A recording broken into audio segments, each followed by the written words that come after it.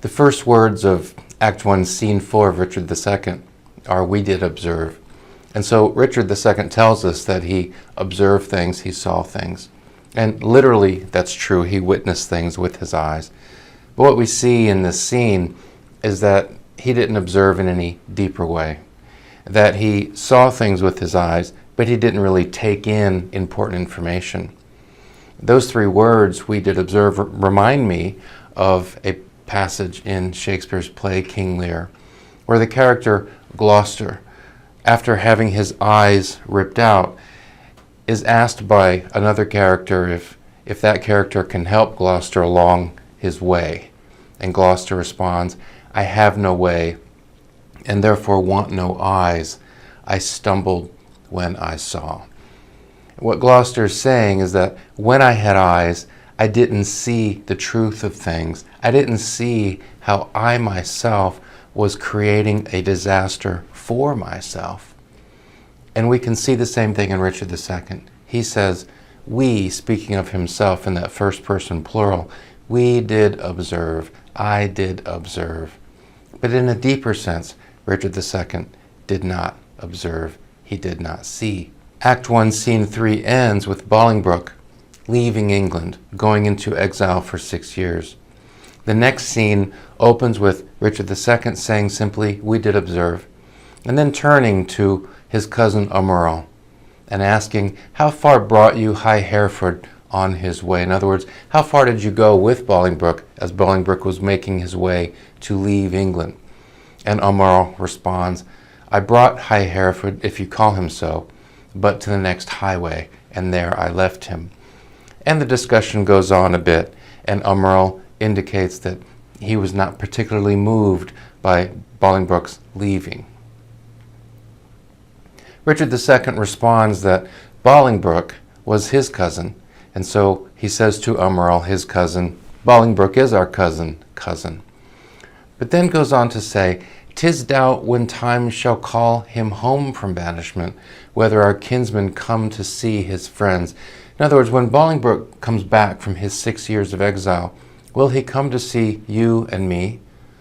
Or will he come back with some other purpose? King Richard says that he observed Bolingbroke's courtship to the common people, how Bolingbroke seemed to dive into the hearts of the common people with a humble and familiar courtesy. What reverence he did throw away on slaves.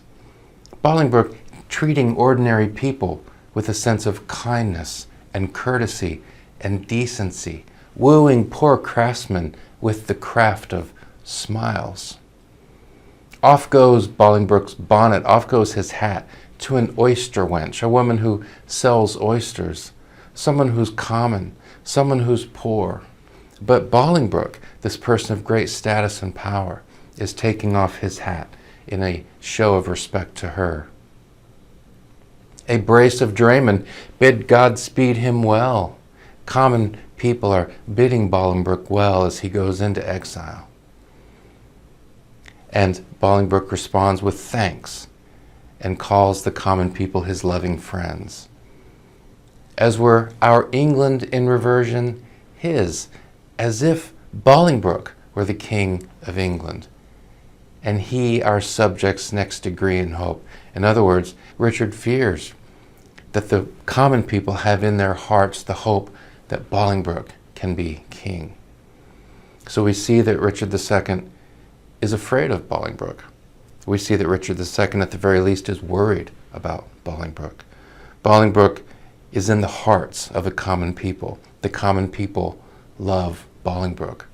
The implication is that they do not love Richard II. And he understands this. And so he fears Bolingbroke. What we see here is the king's blindness to his own interest.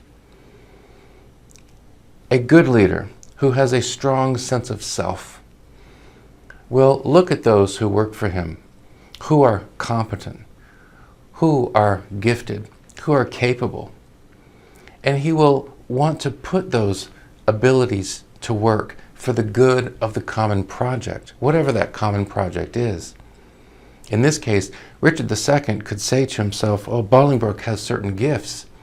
that turn the hearts of the common people toward him, well, then it's in my interest to be close to Bolingbroke. It's in my interest to tap into the gifts that Bolingbroke has for the good of the kingdom. Because Bolingbroke clearly has important gifts, and those gifts can be put to good use for the kingdom. But Richard II is a weak leader. He fears this influence that Bolingbroke has. He sees Bolingbroke as a threat. Like many bad leaders, like many weak leaders, weak people in positions of leadership, Richard II prefers docile mediocrity to strength and competence. And by turning against that strength and competence, by exiling Bolingbroke, in doing so by alienating the common people even further from himself than they had been before, by doing all of that, he makes his own situation worse. His own interest is in strengthening his own position, and he can do this by drawing closer to Bolingbroke, by using the gifts that Bolingbroke has. His counselor, Green, responds, "Well, Bolingbroke is gone, and with him go these thoughts," as if the matter can simply be brushed away, as if the interests of the common people can simply be brushed away. Well, Bolingbroke is gone, we don't have to think about it anymore. Of course, that's a tremendous mistake. And then Green says, "Now for the rebels which stand out in Ireland." So there is a problem, it's in Ireland. He doesn't see the problem here in England. And we see another fault of the king. That the king, on the one hand, exiles this person of competence, turning that person against him, turning the common people even more against him. And he retains as a counselor this person who is as blind as Richard himself. The king's weakness is seen in his own counselor's lack of vision.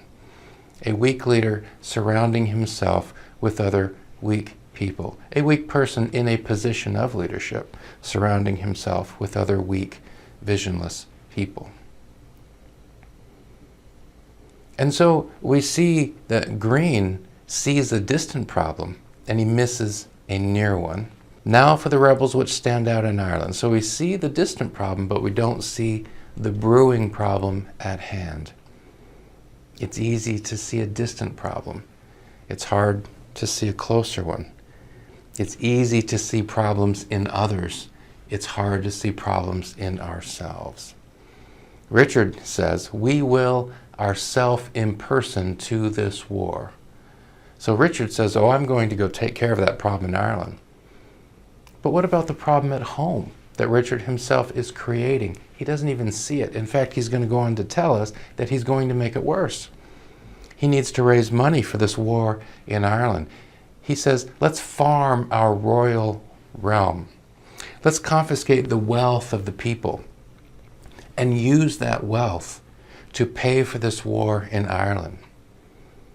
Let's have our substitutes, that is, people here in England while we are prosecuting the war in Ireland, let's have them gather up large sums of gold to supply our wants.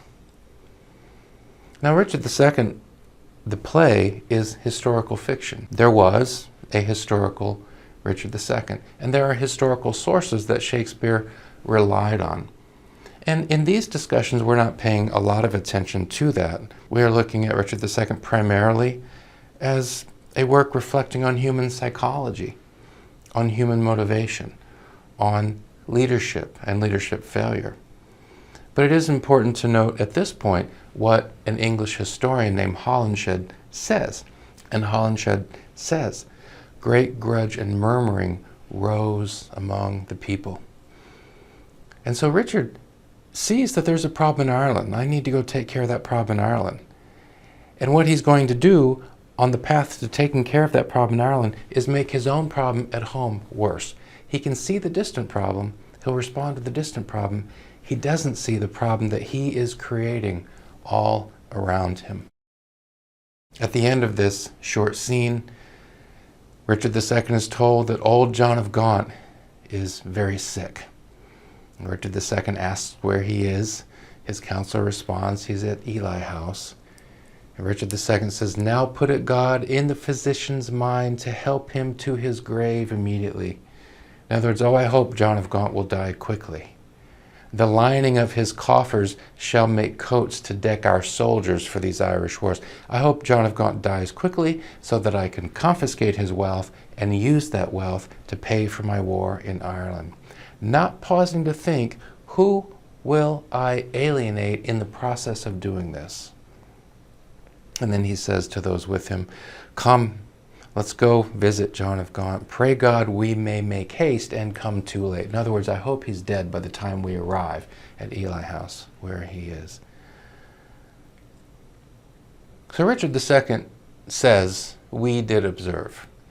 He observed how the common people loved Bolingbroke, but he did not see what was happening. He did not take in what was happening. He did not really understand what was happening. That by exiling Bolingbroke, not only is he turning Bolingbroke against himself, but he's further alienating the people from himself. And then he plans to alienate the people even more by confiscating their wealth to prosecute this war in Ireland. Richard II saw, but he did not see. Like Gloucester and King Lear, he had eyes, but he did not see. And he's going to pay a very heavy price for this blindness.